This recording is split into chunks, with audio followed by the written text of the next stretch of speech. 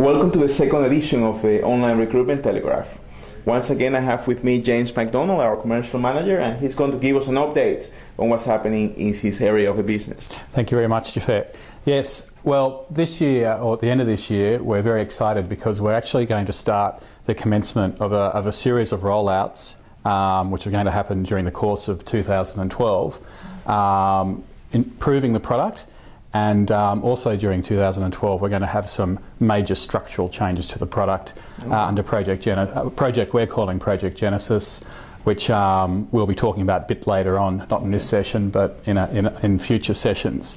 And what sort of upgrades are we talking about? What's happening? Yes, so you may have received an email a couple of weeks ago in relation to some, I suppose, small features being changed in the product happening at the end of December.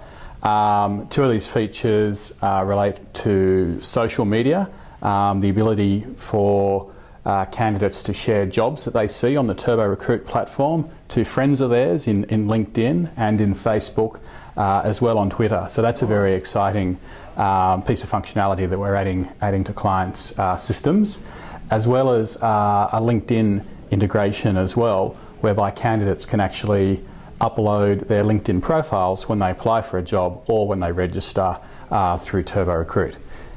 Those two are optional at a client's requests, and there are small charges relating to those if you want those implemented onto your site. And is it a monthly fee on top, or it's just a one-off? Good question. It's just a one-off fee to actually get those two functions put onto your site.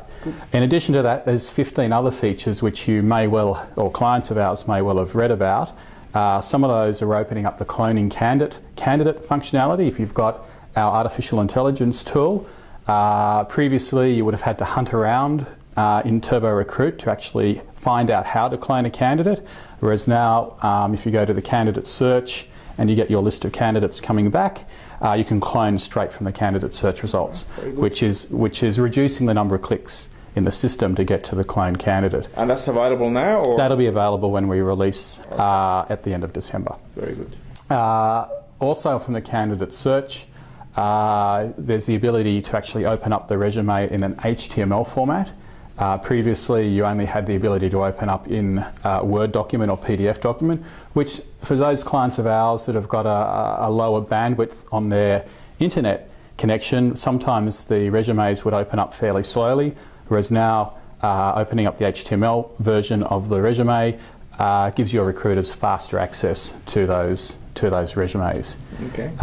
There's some other functionality as well where you can actually, from a candidate record, you can actually assign a candidate from the record straight to a vacancy as well from the candidate record, whereas previously, before this release we're having in December, you actually have to go and find a candidate in the candidate search and then attach them to the vacancy from the candidate search. Okay. So I suppose the spirit of what we're trying to achieve here is to actually reduce the number of clicks within Turbo Recruit for recruiters to actually perform their tasks and hence save time.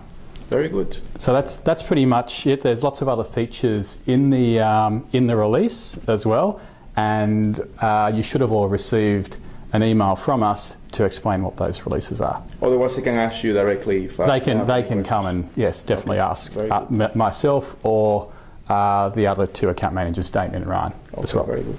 Good. Thank you, James. Thank you, Jafet. And thank you for listening. And please remember to send me feedback about this edition on Jafet at recruitadvantage.com.au. Thank you very much. Thank you.